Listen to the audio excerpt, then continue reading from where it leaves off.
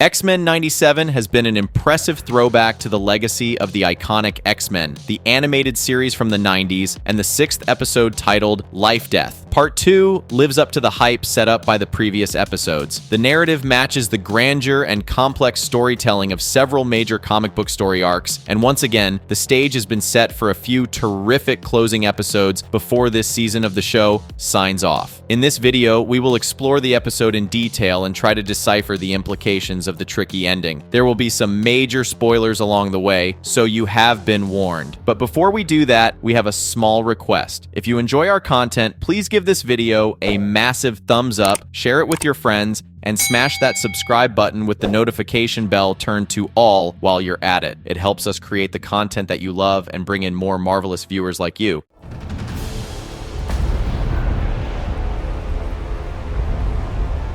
How do the events of the episode Life Death Part 2 unfold? The episode begins with a glimpse of the Shi'ar Empire and its long-standing conflict with the Kree. Lady Deathbird is seen in charge of a handful of forces that include the likes of Vulcan, Cyclops' brother, and Ronan the Accuser has been taken hostage. Lady Deathbird offers him a kind surrender given that he shares information regarding the whereabouts of the Supreme Intelligence. The real shocker comes in the next segment of the episode where we see Professor Xavier alive and well. He is in company of his beloved Lilandra, who is now the Empress of the Shi'ar Empire. The two are about to get married, and Xavier would take over as the Empire. It seems like he can finally put his life as a responsible leader of the X-Men behind and start afresh. However, his new life doesn't come easy without a fair share of challenges. A member of the Shi'ar Council wonders if this is the right time to get married for Lilandra, given the challenges faced by the Shi'ar Empire in the conflict with the Kree. At this opportune moment, Deathbird appears and seems to be equally hesitant about the wedding, and she evokes a custom where a non-Shi'ar must pass a test of loyalty in order to wed a loyalty. Thus, Xavier would have to undergo a challenge as provided by Deathbird in order to marry Lilandra and take over as the Emperor. She offers him the challenge of renouncing Earth and erasing all memory of his life there. The only one capable of erasing memories of such a powerful psychic would be Lilandra, and Deathbird suggests that she would have to be the one to do the job. Basically,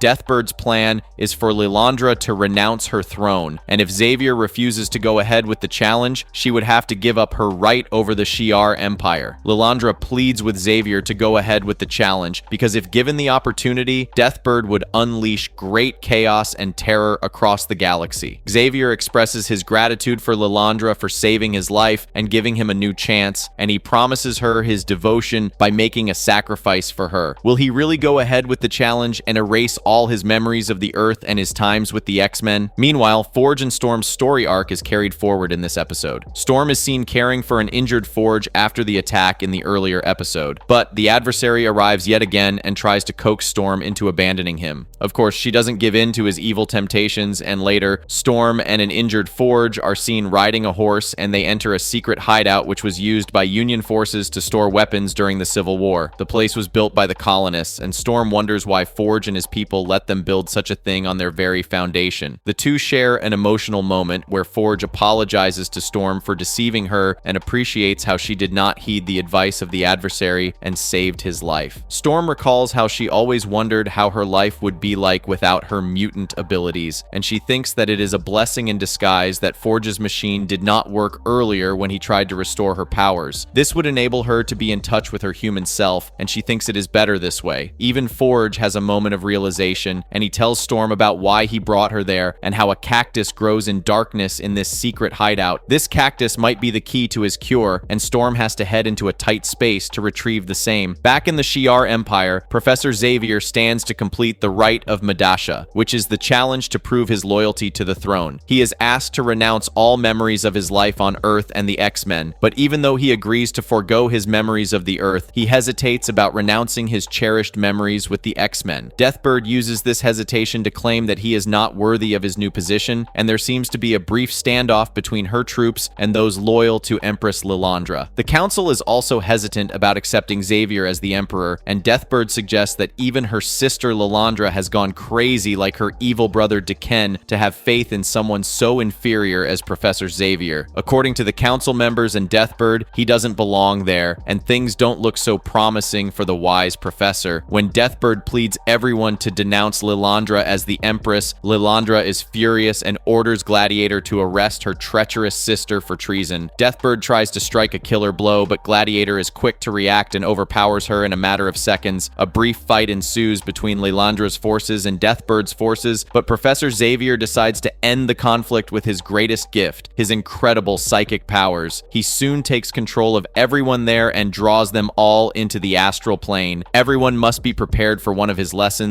and now they must obey him because they have no choice. Back with Storm and Forge, the former is once again manipulated by the adversary as she tries to retrieve the cactus for Forge. The adversary tries to prey on her fear and hesitance, but Storm is quick to overpower her temptations. Suddenly, Storm seems to have control over the weather all over again, and she regains her own self, breaking free from the adversary's influence. Storm is back in her powerful goddess avatar, and the weather conditions obey her just like before. She heals Forge using the juice of the cactus and tells Forge how the demons are simply manifestations of their own insecurities. Forge wonders what lies ahead for them now that he is cured, and he even suggests a tropical getaway to leave this all behind. Storm remarks that it is not an entirely unpleasant idea. Suddenly, she watches the disturbing news on TV about how the mutants displaced in the attack on Genosha in the previous are not being allowed in their home countries. She is shocked by the disturbing news, and it is not too difficult to guess that a romantic getaway might not be her option. Meanwhile, Charles Xavier schools the key members of the Shi'ar Empire about the real source of the power of their kingdom. He reveals that it is simply harnessed from stolen worlds,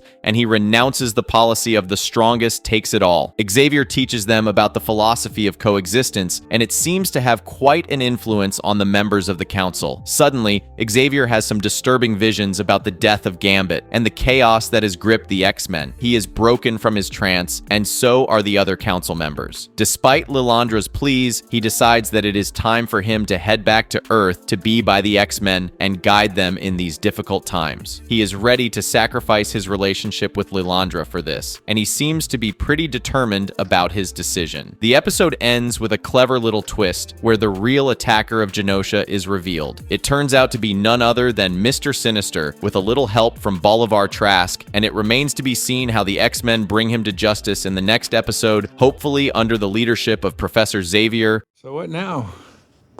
You've been given a second chance.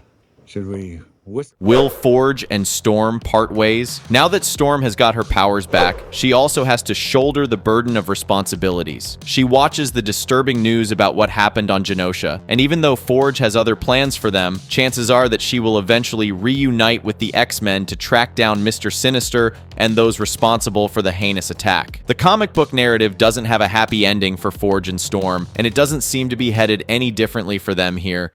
Will Vulcan and Cyclops have an epic face-off? The hardcore X-Men fans will be all too familiar with Vulcan, the powerful brother of Scott Summers aka Cyclops. His identity was introduced in the X-Men Deadly Genesis story arc, and Gabriel Summers, or Vulcan, had a tragic past that led to his villainous ways. His parents were kidnapped by the Shi'ar when his mother Catherine was pregnant with him, and the Shi'ar scientists killed his mother and extracted the fetus to be kept in an incubator. This made sure that Gabriel reached adolescence rapidly, and he worked as a slave for the notorious Eric the Red. However, his fortunes changed after he escaped and found his way back to Earth. This is when Gabriel worked briefly with Professor Xavier as a member of a second X-Men team, but the change in his fate was short-lived because the entire team was killed by Krakoa. Vulcan survived, but his brother Cyclops' memories of him were erased by Professor Xavier. Even though Vulcan survived, he became mentally unstable and saw the X-Men as his enemies. He even captured the Shi'ar throne for a while, and whatever little of his character has been explored so far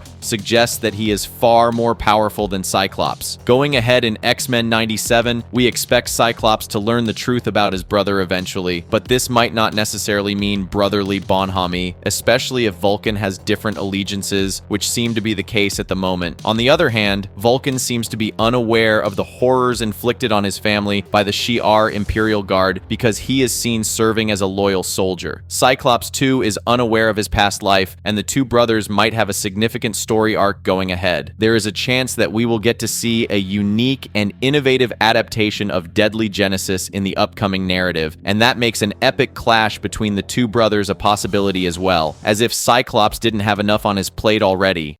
Can Professor Xavier be brought back among the X-Men? The rise and fall of the Shi'ar Empire storyline explored Vulcan ambitions in going after the Shi'ar throne, and this was foiled by a group of X-Men. In X-Men 97, Professor Xavier is shown to be all set to take up the role of the Emperor alongside Lilandra, and this can be a nice way to reintroduce him into the scheme of things. After the devastation on Genosha, if things go further south, Magneto might just lose his calm and peacekeeping resolve and turn back to his villainous ways. Won't the X-Men need a trusted guide at that point? This is where Professor X can be brought back as the leader of the group, and under his leadership, the X-Men might have to deal with a wide range of villains from Vulcan to Mr. Sinister, who we now know is responsible for the attack on Genosha. Professor Xavier is ready to be reunited with his team, and we expect him among the X-Men very soon given the current circumstances. Marvelous verdict. The formula of keep the viewers guessing works wonders. It can be tricky business for a show that claims to be in line with an iconic animated series and also gains a reputation of accurately adapting the comic book story arcs. After all, the fans are all too familiar with these storylines and things can get predictable. However, this is where X-Men 97 has changed the game completely with the subtle changes that keep the viewers guessing the whole time. They adapt the essentials of the comic books, but they also chop and change as required, and it is a necessity for the showrunners because they have to fit a supremely vast narrative within the few episodes of this season. The 6th episode once again sets things up beautifully, and with the introduction of the Shi'ar Imperial Guard, Deathbird, and Ronan the Accuser, things have become more interesting. We cannot rule out the possibility of Magneto going rogue and Professor Xavier being brought back in the near future as the leader of the X-Men, and the waiting game for the next episode has never been more fun. Don't forget to tell us in the comments below about your thoughts on this episode and the show in general. We would also love to hear your opinion on the possibility of Professor Xavier making a surprise comeback in X-Men 97 in the upcoming episodes.